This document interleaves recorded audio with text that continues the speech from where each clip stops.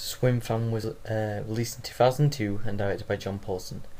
It had a budget of 8.5 million and grossed 28 million in the US.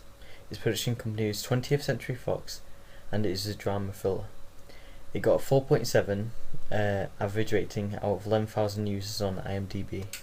This image is the main characters, Ben Cronin and Amy Miller, having sex. As you can see, Amy Miller has brown hair, which is a binary opposite to the natural Scream Queen, who has blonde hair.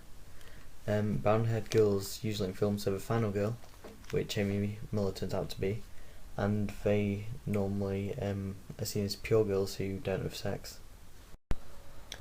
As well as in the previous image, blue light tint has been used. This is used to create a supernatural feel. This may later be represented in the film by the girl Madsen Bell stalking Ben Cronin. This is an image of a police officer. The police are pretty useless in this film as they accuse Ben Cronin multiple times of killing his friend Josh, then again attempting to kill his girlfriend Amy Miller. This may be due to Ben's previous convictions of drug abuse and stealing, which is why the police already don't like him. This next image is of the killer Madsen Bell. The reason for her to kill people is so she can get closer to Ben Cronin, who she has been stalking for a long time. This is known by when Ben finds a box under her bed which has lots of pictures of him and also a pair of his swimming goggles. It also contains news articles from him winning competitions. This image is of Madsen putting on her makeup. This is before she's been seen in film. It is also partly hiding her identity, as you cannot see her face.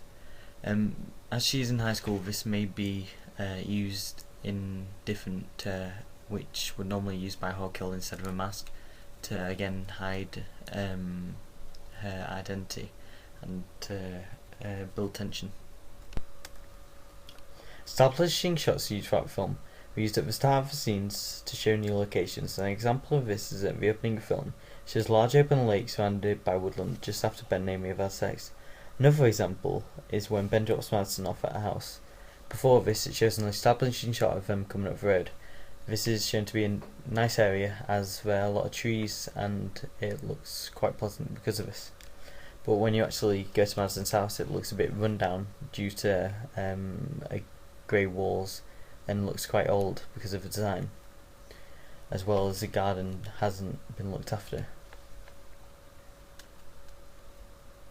This gives different views on different locations. The time frame of the film is set in the late 1990s to the early 2000s. This is known by the actual date of release of the film, which was 2002, and by the computer in Ben's bedroom, as well as the different types of cars that were on the street. Another example of this setting of time frame is when Madsen messages Ben through a messaging service. She doesn't use a social networking site or an early version of MSN. It seems to be older than that, which gives you an indication that it might have been before the 2000s.